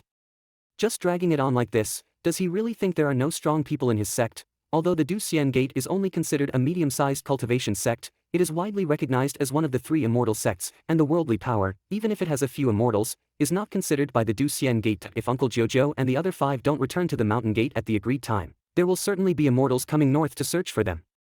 Yuan Qing and his group are being so indecisive, they are simply seeking death. In the end, this fake warm man is just craving for this fake iceberg's body. Tisk, despicable. At this time, in Li Changshou's eyes, from the immortal Yuan Ling in the clouds to the few people chasing Qinyuanya below, they had been numbered as Toolman 1, 2, 3, 4. With his spiritual sense locked onto Qinyuanya, Li Changshou activated the charm spell, cast the Wind Whisper charm, and directly transmitted his voice to Qinyuanya. Considering your current face as Qian position, retreat towards Shen position, 8 feet away. Qinyuanya, who was currently defending against the bombardment of magic weapons with her sword, was suddenly shocked. Elder brother Changshou, why is he here? Although she was puzzled in her heart, Qinyuanya had already unconsciously followed the guidance, stepping on the flying sword to retreat close to the ground, and 2 lights just brushed past the side of the sword formation. That was a short knife and a long nail, coming at high speed, but falling directly into the void. Retreat again, 6 feet from the Li position. Li Changshou's voice was slightly urgent, and Qinyuanya dodged as he said, and 2 more lights fell on the other side. Then, Li Changshou's voice kept coming into her ears. Don't be stunned, counterattack if you have spare energy, pay attention to your expression, don't arouse their suspicion, there is a powerful poison hidden under the cliff, lure them over, use the poison to break the enemy. 3 feet from the Li position, 5 feet to the Jin position. The somewhat gloomy eyes of Qinyuanya were quickly restored to brightness at this moment. She kept her lips tightly closed, and responded with a hum in her heart. Soon, she retreated left and right, gradually becoming composed and measured. In the eyes of the 6 pursuers and the 2 people in the sky, Qinyuanya suddenly became agile. A breakthrough in the midst of battle, her defensive streak was largely avoided by her, and the originally defensive flying swords immediately found a breakthrough and began to counterattack. With this increase and decrease, Qinyuanya's pressure suddenly decreased a lot, and she retreated orderly towards the cliff where the three-eyed blue wave snake was hidden. At the same time, Li Changshou's figure had already appeared in the rock layer above the cliff, not more than 100 feet away from the immortality herb. The three-eyed blue wave snake seemed to have sensed something, sticking its head out from under the cliff, vigilantly observing all directions. In front of the immortality herb was a grassland, and the sturdy black cypress tree stood 16 feet away from the edge of the cliff, its shade covering the immortality herb. Li Changshou found the main root of this black cypress tree. Dissolved the earth escape in the rock layer, braced against the huge pressure squeezing from all around, gritted his teeth and cast the wood escape technique, drilled into the cypress tree's main root, hid his breath, and decisively rushed up the old cypress tree. Advance 4 steps towards the Kun position and retreat 6 steps towards the Li position. The venomous creature has begun to move to the left. Hidden within the warm and comfortable trunk of the old cypress tree, Li Changshou continuously transmitted his voice. Qinyuanya was no more than 300 meters away from this cypress tree. The cliff here protruded horizontally, and at this moment, the three-eyed green wave snake had swum out of the crevice where it had been hiding, moving along the cliff wall beneath it. The snake's head peeked out next to the trunk of the cypress tree. It had been alerted by Qinyuanya and the 6 pursuers, but it had not been discovered by Yuanling in the sky. This allowed Li Changshou to save a large part of his planning. Li Changshou was concentrating on calculating, while suppressing the operation of his own internal aura, continuously guiding Qinyuanya vocally, and also observing the movements of the demonic creature at all times. He couldn't ignore the life and death of the poisonous Shuanya. After all, he couldn't turn the donkey into a donkey roast before the millstone was ready. Here she comes. Qinyuanya was only 100 meters away from the large cypress tree. The attention of the three-eyed green wave snake was completely attracted by the few people fighting, and it moved slowly along the rock wall, blocking the path to the fairy grass. But it did not move away from the fairy grass. This experienced hunter, well versed in the art of ambush, was quite patient at this time. It had already considered Qinyuanya and the pursuers ahead as its meal, a small snack. Li Changshou could already imagine the terrifying and thrilling scene when this 3-meter-long venomous snake suddenly sprang out without warning. The world was indeed so terrifying. What's next? With the wood escape mantra in circulation, Li Changshou moved freely up and down within the tree trunk, slowly descending to the root. Li Changshou's voice transmissions continued, drilling into Qinyuanya's ears. Advance 3 steps towards the Ken position and retreat 9 steps towards the Jin position. The venomous creature has set its sights on you. Listen to my guidance later, and when I say the word jump, rush into the air with all your might, without the slightest hesitation. Qinyuanya hummed in agreement in her heart, her hands continuously sliding on her sword, and the flying swords around her, filled with firelight, shuttled back and forth, sword riding and long skirt dancing. She was like a fairy dancing in flames, incredibly enchanting and dazzling. In the sky, Yuanling was holding Yuan Qing's shoulder, helping him resist the miasma around him. Yuan Qing was watching Qinyuanya below, his eyes revealing a deep infatuation. General Yuan. We must not let Shuanya escape this time. Fourth Prince, rest assured, last time I was unprepared for her teleportation talisman, Yuanling replied in a deep voice. She has little magical power left. When she retreats to the edge of the cliff, I will force her to take action, and then the young master will appear by her side. If she only feels disgust for the fourth prince in her heart, the effect of the love bug may be halved. We need to make her have some good feelings for the fourth prince. Yuan Qing's face looked a bit ugly, and he nodded in agreement. General Yuan has worked hard. Yuanling also spoke in a deep voice. I also have some doubts, fourth prince. How did you manage to not win the sixth princess's heart in 60 years? If this matter does not succeed today, or if the love bug cannot function, we must kill the sixth princess here. Please prepare in advance, fourth prince.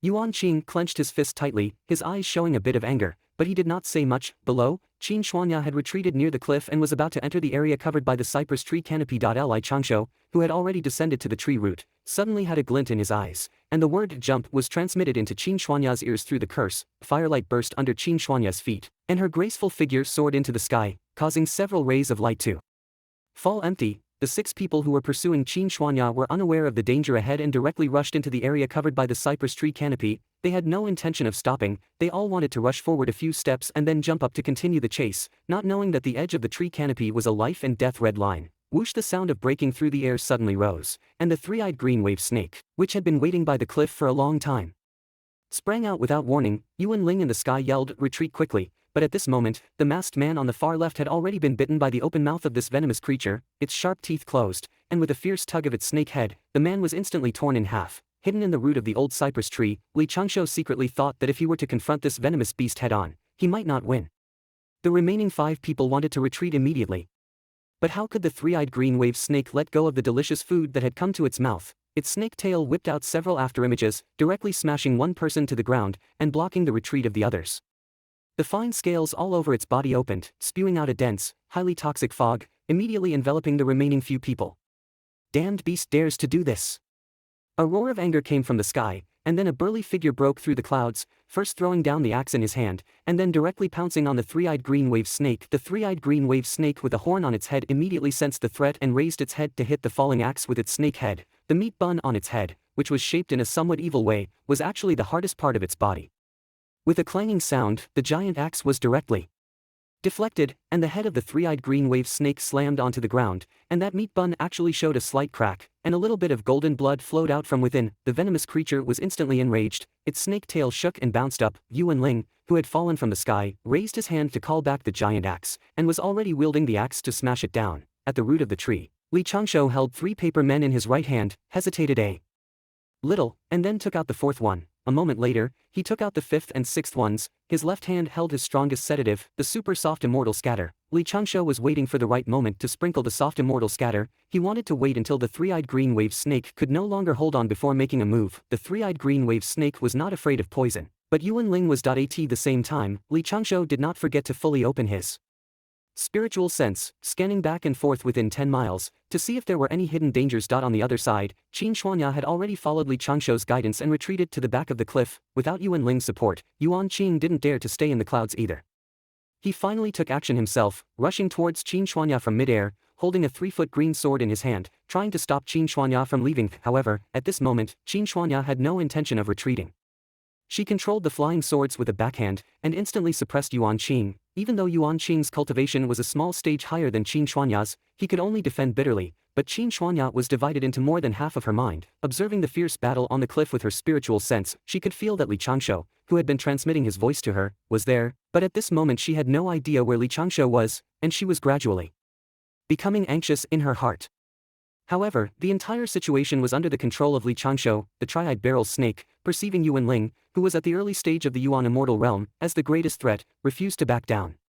It guarded in front of the immortal solution grass. At this moment, Yuan Ling was relentlessly hacking with his giant axe, protecting his 3 subordinates, who were delirious from the snake venom. Behind him, under such circumstances, Yuan Ling found it hard to hold back, and both sides were fighting with all their might. Li Changshou patiently lurked, standing still at the root of the old tree, waiting for the right moment to act, and ready to flee at any time. Because this incident happened unexpectedly, and was purely a reaction, Li Changshou slightly lowered his expectations for himself. This time, if he was 98% confident, he would take the shot.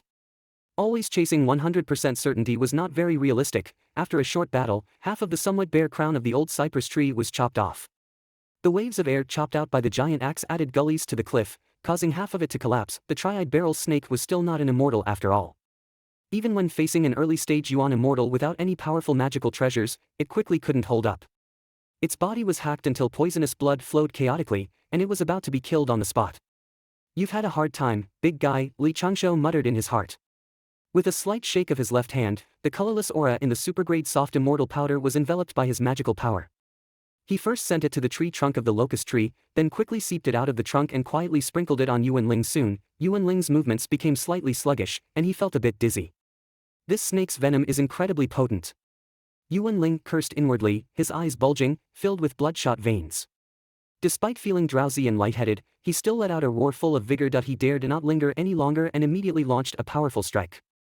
He leaped into the air, exerted his immortal power to immobilize the giant beast, and the giant axe went straight for the neck of the tri-eyed barrel snake. At this moment, the tri-eyed barrel snake wanted to retreat. It turned around to leave but hesitated slightly as it glanced at the 3 immortal solution grasses at the edge of the cliff. It was exactly this moment of hesitation that cost it its chance to escape. The giant axe, held by 2 sturdy hands, fell directly from its neck. The snake's head flew up and poisonous blood splattered everywhere. Yuan Ling landed, but his footing was unstable.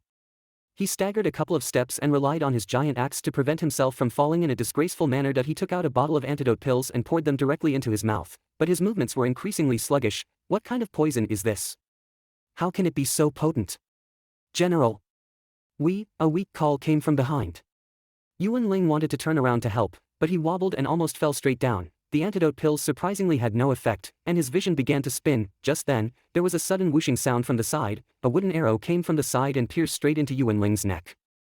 This burly man trembled and turned his head to glare in the direction of the cypress tree trunk. There, the figure of Li Changshou slowly squeezed out from the cypress tree. He threw out the heaven-changing umbrella, held the bronze crossbow, and casually scattered 3 pieces of paper. Boom, boom, boom, the paper transformed into clones and attacked Yuan Ling. Li Changshou made a detour to the side, quickly changed the wooden arrow for the bronze crossbow, and pulled the trigger again. The crossbow was overflowing with a radiant glow, and the wooden arrow shot out with extraordinary force. Yuan Ling was deeply poisoned by now and completely unable to defend himself. Another arrow hit his neck, and the immortal blood splashed all over the place. The 3 paper clones rushed to Yuan Ling's side, immediately forming a triangle, and simultaneously sprinkled the green mist from the porcelain bottles in their hands. The green mist, like a living creature, entangled and enveloped Yuan Ling. This burly man's body made a hissed sound. His last strength was used to roar upwards, his roar filled with pain. Unfortunately, the heaven-changing umbrella had set up a formation, completely isolating the situation here and not allowing a single sound to leak out. Yuan Ling's immortal body was rapidly corroded in the green mist, and many areas had already revealed the bones. Transparent bubbles appeared around him. He tried to fight back, but his giant axe swept around clumsily and slowly. The 3 paper clones agilely jumped back. Whoosh! The 3rd wooden arrow pierced through Yuan Ling's corroded chest, piercing his heart. The 3 paper clones began to chant spells simultaneously, spewing out 3 white flames that swallowed Yuan Ling directly. At this moment, Yuan Ling finally recognized Li Changshou and managed to shout out weakly, "It was you, an immortal." Although he had just become one not long ago, was already more than halfway into the gates of death. Yet, an immortal is an immortal. How could he willingly accept such an ending? Yuan Ling suddenly closed his eyes in the white fire. Several rays of immortal light surged from his horrifyingly mangled body, and a faint phantom formed above his head. The soul left the body. Die! Yuan Ling's soul growled, resisting the effects of the soft immortal powder, and struck a palm at Li Changshou. This palm was like a mountain pressing down, like a torrential flood. Li Changshou immediately tried to dodge, but his ankle was suddenly grabbed by a hand. Looking down, it was one of the masked men who had been poisoned by the snake and the soft immortal powder. He suddenly made a move. This man was trembling all over, somehow resisting the intense poison in his body. It seemed he had burned his 3 souls and 7 spirits, all just to extinguish the last spark of life in Li Changshou. A miscalculation. Li Changshou shook his head slightly.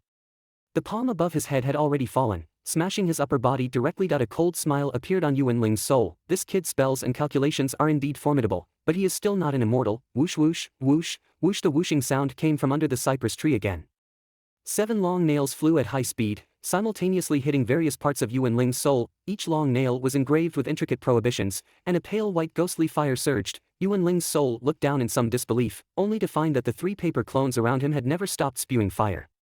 When his soul left his body had already been burned to only the skeleton. At this moment, the masked man who had burned his own soul stared blankly upwards, watching the half piece of paper fluttering in the wind, ignited by a flame. He had burned all his hopes for reincarnation, only to get a half piece of paper to accompany his burial under the cypress tree. Li Changshou, who had just appeared, opened his left hand, his palm facing Yuan Ling's soul.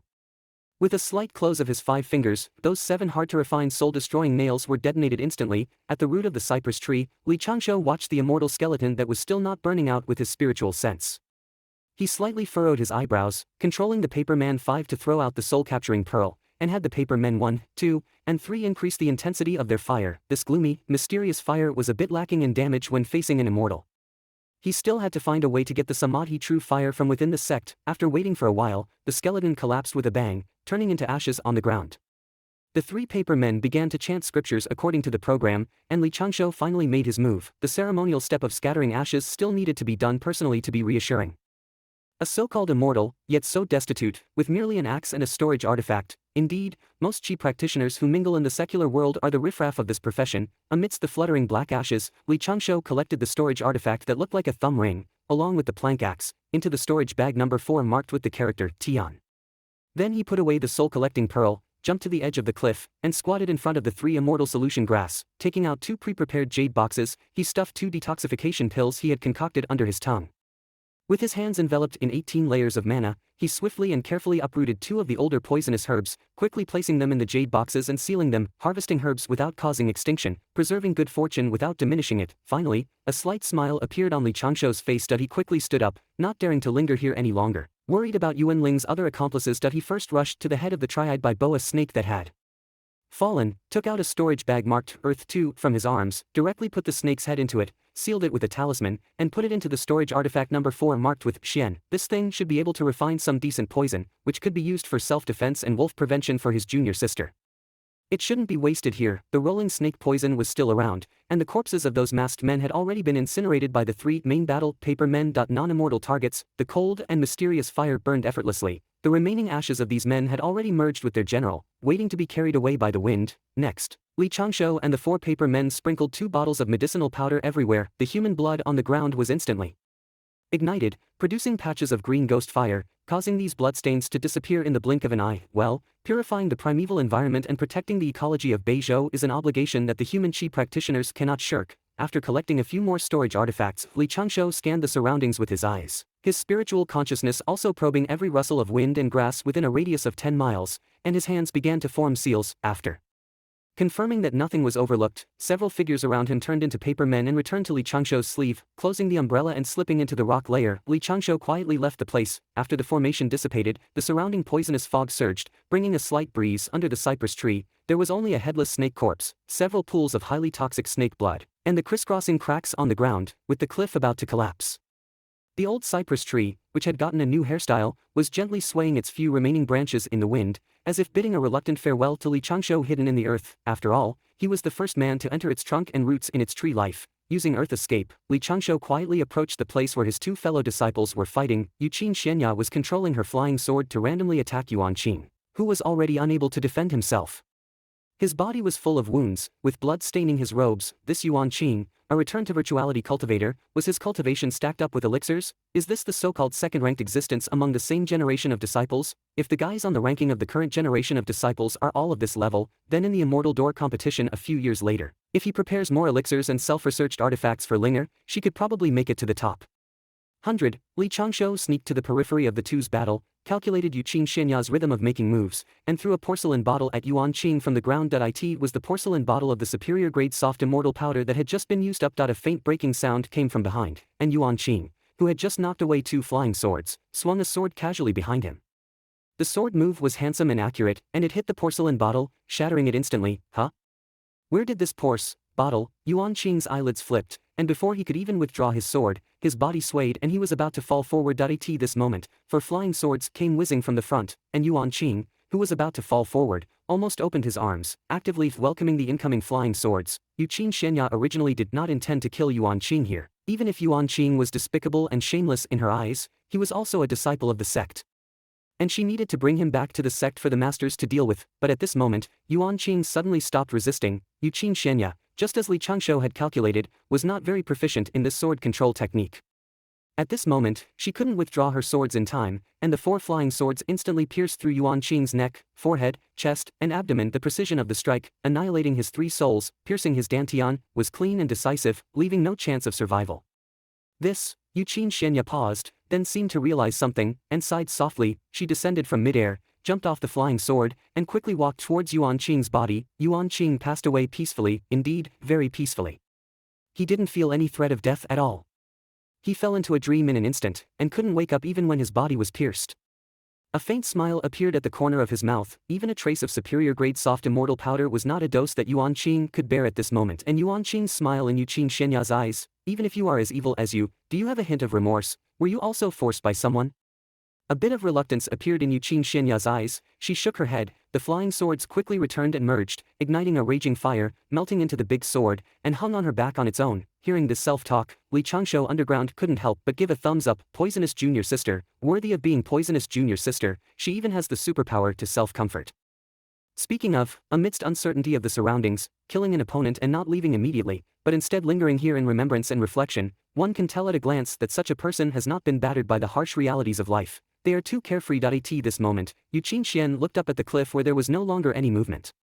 She could not detect any signs of life there, and the terrifying poison beast serpent was also silent. I wonder how elder brother Changshou is doing.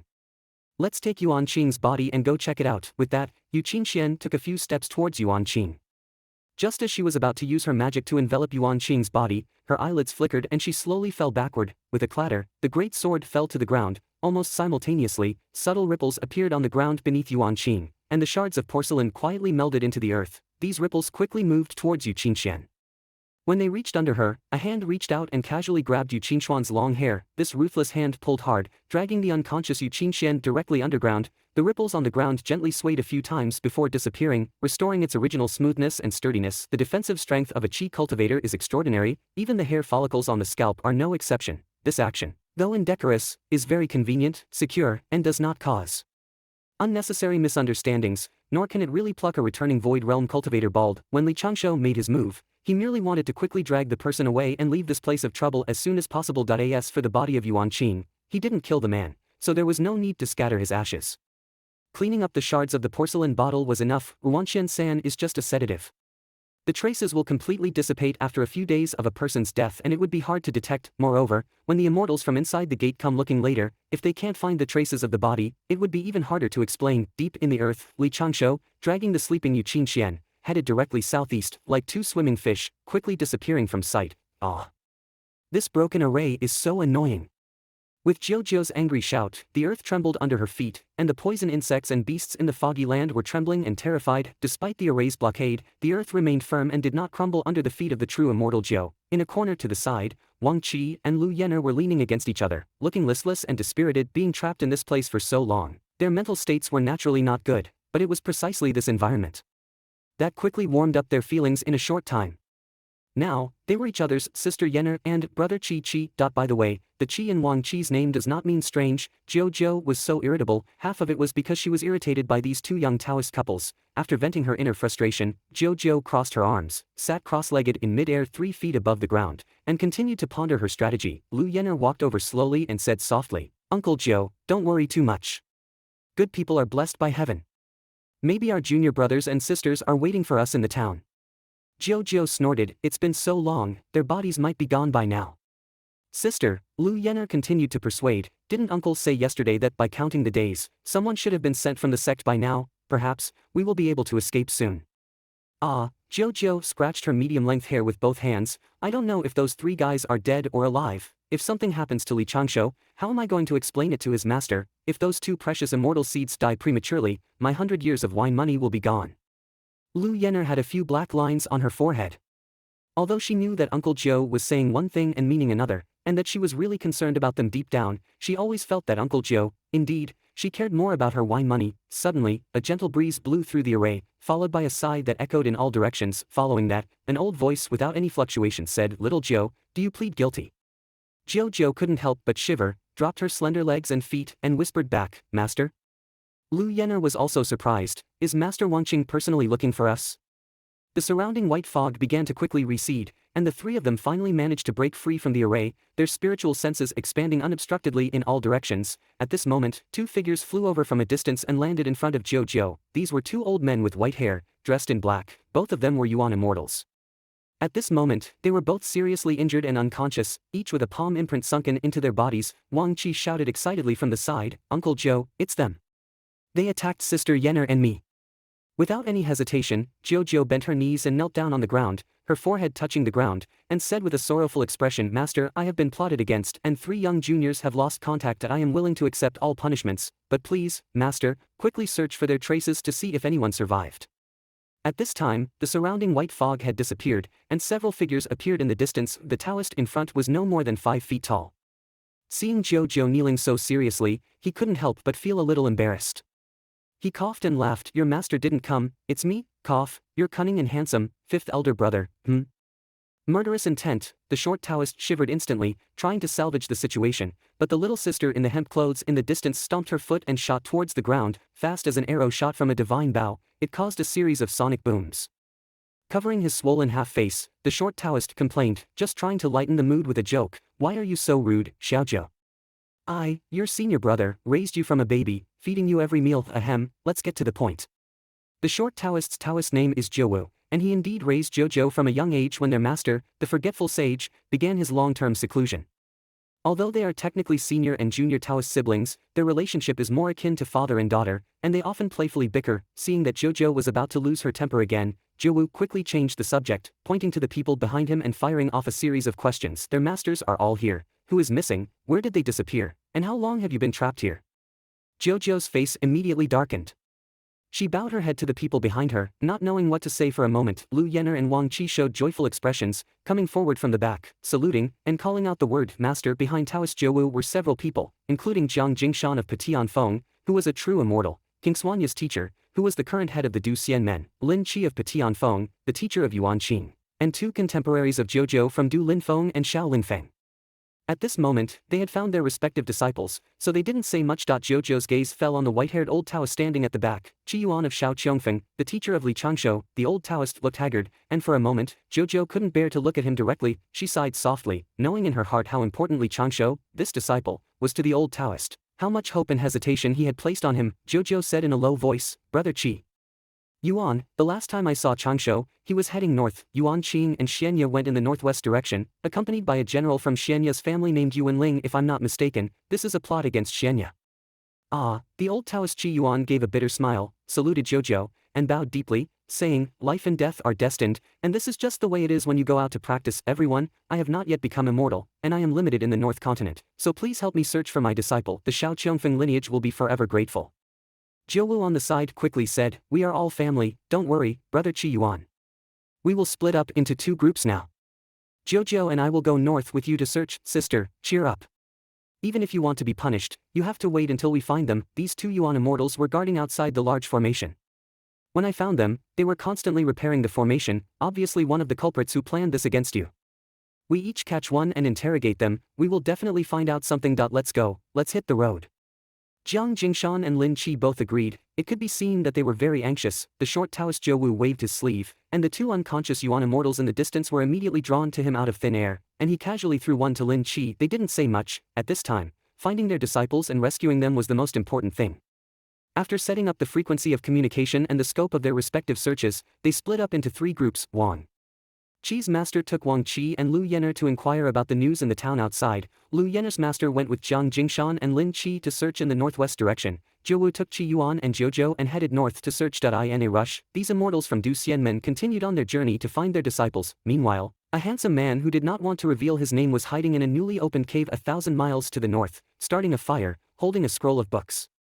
Quietly waiting for these reinforcements. Not only was he not in a hurry, but he was even a little complacent. Qin Xianya was sitting in the innermost part of the cave, closing her eyes and adjusting her breath, opening her eyes every once in a while to look at the figure at the entrance of the cave. Every time she wanted to start a conversation, she could always feel that Li Changshou did not want to talk to anyone at this time.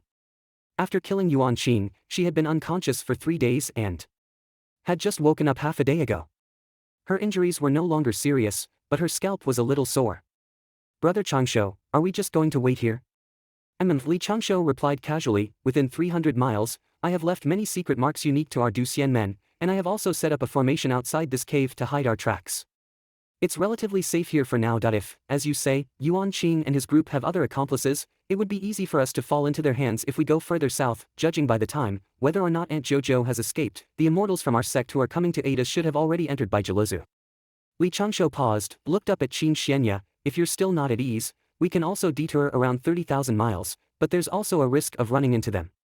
"I trust you," Qin Xianya said softly, looked up at Li Changshou, and their eyes met for a moment. For some reason, she, who always considered herself upright and without any guilt, subconsciously lowered her head and avoided his gaze. There was a slight emptiness in her heart, as if a small cat's paw was gently scratching at it, a slight unease, a bit of uncertainty. It must be because she had been saved by this senior brother twice. Qin Xianya thought to herself that she should find a way to repay him, even though she was still enjoying Brother Changshou's protection. "Brother, is there anything I can do?" she asked softly. Li Changshou casually said, "Don't easily release your spiritual consciousness." "Yes," Qin Xianya agreed solemnly, feeling a little disappointed. She had become a burden. With a snap, the bonfire crackled softly, its flames diminishing slightly. Li Changshou retrieved a piece of gray firewood from his sleeve and placed it into the fire, causing the flames to surge once more. It was only then that Qin Xianya noticed something peculiar about the fire. It didn't emit any smoke, and instead, it gave off a faint, pleasant fragrance. "Senior brother, is there anything special about this fire?" she asked. Li Changshou glanced at the bonfire and casually replied, "This is a type of wood that isn't considered precious. It's taken from the North Yuan cold pine, which grows south of the North Sea. This pine wood isn't any kind of spiritual root. In ancient times, it was just an ordinary type of pine with the characteristic of being cold resistant. After the northern regions were enveloped by miasma, this type of pine almost went extinct, but eventually, it flourished once again. Since then, the North Yuan cold pine has had a magical effect.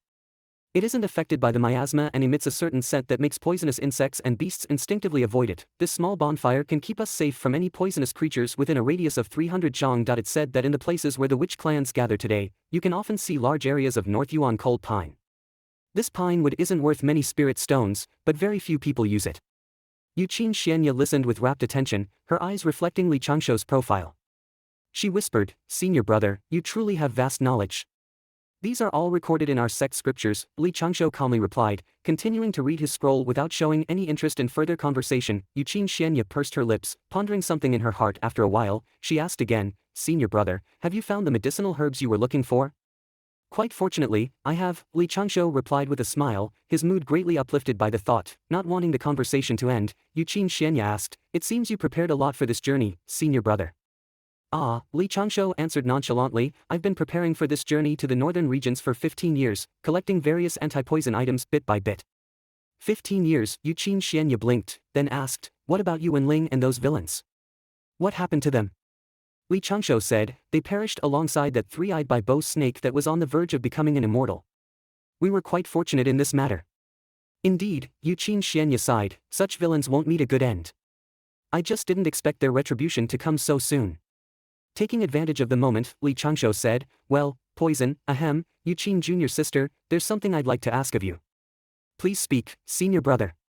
Yuqin Xianya immediately perked up, her eyes glowing as she looked at Li Changshou. "If it's to repay the favor of saving my life, I would not hesitate to give up my own." "There's no need for such severity," Li Changshou laughed. "Our journey this time has been full of unexpected twists and turns. After we return to the mountain, our master will certainly ask for a detailed account. That I've always disliked trouble, and I don't want to attract too much attention, let alone stir up any trouble. So, when you report back to our master, please don't mention too much about my involvement. My cultivation level isn't high, and all I have is some earth escape technique. If this gets out, I'm afraid it'll become a laughingstock." "Senior brother," Yuqin Xianya's expression changed slightly, a spark flashing through her mind, kindness without expectation of reward. Avoiding worldly fame. A heart set on the path to immortality, humble and gentlemanly, her heart was filled with mixed emotions, her eyes gleaming with admiration. "Senior brother Changshou is a true gentleman. His magnanimity and demeanor are something I can't match, and Yuan Qing can't even compare." "Yuqin Xianya, you've seen so many arrogant and vain people around you, and you thought that was all there was to your fellow Qi cultivators. You didn't realize that such a person was hidden among your peers. If I could become close friends with senior brother Changshou, that would truly make my journey in the immortal sect worthwhile." "Don't worry, senior brother," Yuqin Xianya said firmly, "I understand and will keep this in mind." Li Changshou blinked. This girl really understood. He always felt that she was still under the influence of the poison. Why? Well, after returning, he would just stay in Shaoqiong Peak and not go out. Even if this matter caused some trouble, it should calm down in a few months. Laying low was the best way to avoid karma. As long as there were no further mishaps, his trip to the northern regions would be perfectly concluded. Suddenly, Li Changshou's expression changed. The spider silk of the three-eyed heavy spider that he had arranged outside had just captured an image. Several figures were flying hurriedly from 100 li away, the person on the outermost dressed in linen clothes, with a graceful figure, although he couldn't see her face clearly because she was flying too fast, judging from the tightness of her linen shirt and the astonishing curve that appeared when she was facing the wind. "Jojo. Get ready, they're coming." Li Changshou chuckled, a weight finally lifting from his heart. "Longevity Xianya. Longevity, why have you ventured to such a dangerous place?" Standing at the entrance of the cave, Li Changshou looked at the two figures rushing down from the clouds, a faint smile involuntarily appearing on his face. It was beyond his expectation that his master would also come looking for him, although he saw his old master's excited expression and the familiar dusting brush in his hand, poised to deliver another round of affectionate smacks to his buttocks. There was still a warm feeling in the bottom of Li Changshou's heart. In front of the elders of the sect, Li Changshou decided not to dodge, letting his master vent his anger by hitting him a few times. After all, it wouldn't hurt him. Jojo and Qi Yuan Lao Dao jumped down from the clouds together. Originally, Jojo wanted to go to Li Changshou first to check if he was missing any parts, but thinking of Qi Yuan Dao Chang also being there, he went straight to Yuqin Xianya. Seeing his master about to hit him with the dusting brush, Li Changshou made a bitter face, closed his eyes and accepted it, but the dusting brush just lightly landed on his shoulder. Without any force. Qi Yuan Dao Chang scolded, "How could you have come to this dangerous north continent, if it weren't for Ling Yi waking me up? You would have disappeared here, and I wouldn't know where to find your remains." "Master, I had a sudden insight and didn't inform you in advance. Please forgive me." Li Changshou responded respectfully with his head bowed, his eyes flicking to the side. Jojo picked up Yuqin Xianya in one swoop, spinning in place, laughing like a child. Yuqin Xianya's face was slightly red, calling out to her master, but she couldn't break free. Her skirt fluttered, her hair scattered. It was a beautiful scene. Indeed, the two were in a head-on confrontation, colliding with each other. Whether judged by scale or by the fluctuations revealed through their clothes upon collision, though Yuqin Xianya was also very good, her advantage was in her perfect body proportions and impeccable lines. Compared to Yuqin Xianya, Uncle Jiu was a bit shorter, and his face was a bit rounder. The styles of the two were worlds apart. Li Changshou only glanced at them before withdrawing his gaze, obediently listening to his master's endless reprimands. The situation just now was purely because he had been a gentleman in his previous life for many years and was accustomed to judging based on his aesthetics. It didn't mean anything practical. On the contrary, Li Changshou was more interested in the actions of the short Taoist at this time. Jiu Wu carried the old Taoist who had just been knocked unconscious and landed in front of everyone. Seeing that Li Changshou and Yuqin Xianya were fine, the short Taoist didn't react, lightly shaking his wrist. The old Taoist he was holding convulsed a few times, and then his breath instantly dissipated. If Li Changshou wasn't mistaken, this old Taoist's soul had just been shattered. As if nothing had happened, Jiu Wu threw the corpse of the old Taoist into the forest nearby, smiling as he watched the reunion of the master and disciple. This was a ruthless person, killing as easily as squashing a bug. Li Changshou calculated with his fingers hidden in his sleeve, recalling the rumors he had heard about this short Taoist, and made a simple summary. Jiu Wu, Jiu's fifth senior brother, a direct disciple of the leader of the immortal sect, the Forgetful One, has been practicing for over 2,000 years, and is at the peak of the true immortal realm, half a step away from becoming a celestial immortal. His character is like that of a naughty child. He likes to joke with people, but in fact, he is wise and cunning, very scheming, loyal to the sect, often goes out to handle various affairs, and has a wide range of friends inside and outside the sect. He likes to brew wine and refine pills, and his weaknesses are not obvious. Li Changshou quickly concluded that he didn't need to deliberately befriend such a person, just doing his duty as a disciple of the immortal sect was enough. On the side, Jiu finally let go of Yuqin Xianya, looking up and sighing, thankful that he had managed to save most of his wine money. Yuqin Xianya heard Qi Yuan Dao Chang scolding Li Changshou. You tell me, you're only at the god transformation stage and you're running around here, aren't you just slowing others down? Qi Yuan Uncle Master, Yuqin Xianya immediately spoke up, saying seriously, Senior brother Changshou hasn't burdened anyone, on the contrary, I have received his help several times.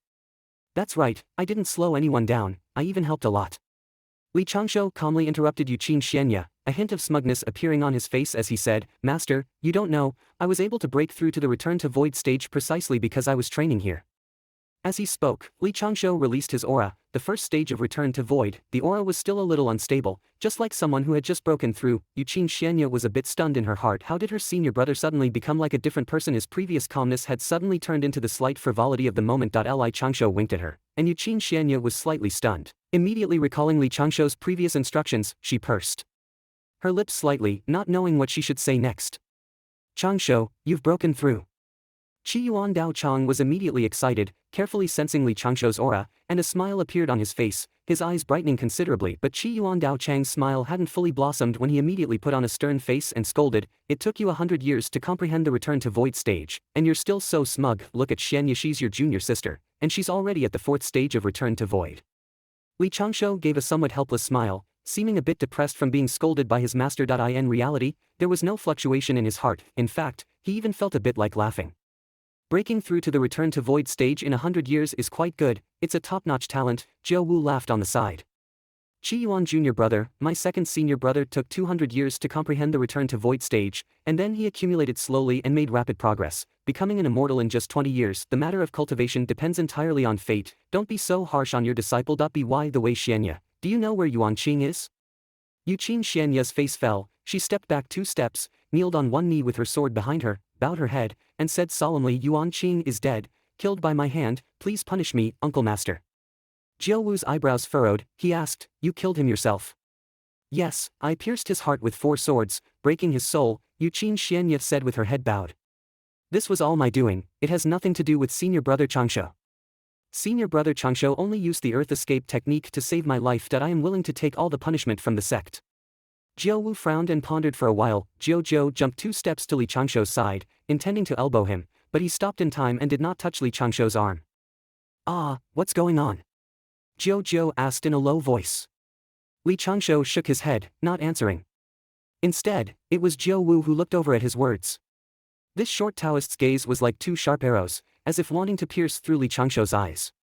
Jiu Wu asked in a deep voice, Nephew Changshou, aren't you going to say a few words in Xianya's defense? I do not know the specifics, Li Changshou replied, his gaze calmly meeting Jiu Wu's.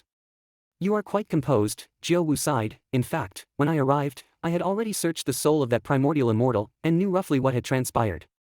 Yuan Qing was the first to harbor ill intentions, and he brought the worldly power struggle into the immortal sect, which is an unforgivable sin. But nephew Xianya, slaying a fellow disciple is a great sin, no matter the reason, it's a crime that cannot be escaped. Jiao grumbled, why not just change the damn rules? Yuan Qing was the first to make a move, wasn't Xianya just fighting back? Xianya pursed her lips and didn't say much. Seeing this, Li Changshou coughed lightly, Uncle Master Jiao Wu, why don't we leave this place first, meet up with the other masters, and then let Sister Yuqin tell the whole story. As long as Sister Yuqin tells the truth, the sect should understand. The latter part of his words was actually meant for Xianya. At this moment, Xianya also looked at Li Changshou, her eyes filled with a bit of helplessness and bitterness. Li Changshou sighed inwardly, revealing a slight smile, and nodded gently at her. Consider it a bit of encouragement for her. Jiao Wu said, let's do as nephew Changshou suggested, let's go find them first. After saying that, Jiao Wu couldn't help scratching his head, pondering how to get Xianya exempted from punishment, but then he thought of Yuan Qing's master also being here, making things a bit difficult. The short Taoist conjured a cloud, inviting them to board, and asked Xianya to follow behind him, with the intention of temporary supervision. Li Changshou followed beside his master, and they all sat cross-legged on the cloud. Master Qi Yuan seemed to have a change of spirit, looking desolate when he arrived but jubilant when he left. He, too, was now a master of a disciple in the return to void stage. Before the cloud rose, Jiao Wu seemed to suddenly remember something, turned around to look at Li Changshou, and smiled, nephew Changshou. I'm here. Jiao Wu asked casually, aren't you going to collect the silk from those three-headed spiders here? This is a rare find. Li Changshou smiled naturally and replied, I'm sorry to have worried you, Uncle Master. It's hard to retrieve this once it's set up. I have a few nests of three-headed spiders on Shaoqiong Peak. If you are also interested in these peculiar things, I can relocate a nest for you when we return. Jiao Wu raised an eyebrow at Li Changshou, well, I won't decline then. You're quite promising, you should get to know me better in the future. I understand, Li Changshou answered with a gentle and humble smile, not saying anything more. The more you say, the more mistakes you make. Jiao Wu seemed to have seen through some of his secrets, but the fact that he actively asked for hush money indicated that Jiao Wu didn't want to interfere too much with the disciples' cultivation affairs. However, Master Qi Yuan frowned at Li Changshou, saying sternly, you child, why are you so stingy? If it weren't for your uncle Master Jiao Wu coming to save you this time, you might have been in trouble by now. Whatever that immortal bug is, keep a nest for yourself, and move the rest to your uncle Master Jiao Wu. Ahem. Li Changshou felt a surge of energy from his dantian, covering his mouth to cough a few times. He tried to maintain his smile, gritted his teeth and said, yes, I understand. Jiao Wu laughed at the sight, sitting there and laughing heartily, but didn't say anything more. A small round face peeked out from the side. It was Jiao who had moved behind Master Qi Yuan, leaning over to the left of Li Changshou and staring at him intently. Li Changshou instinctively leaned back. Sure enough, after leaning back, the angle was much better, he could directly peek through the collar of the hemp robe. Ahem, it's an effective defense against sudden pranks from Uncle Master Jiao. Jiao blinked, what's that spider silk? Why do you and old Five seem so strange?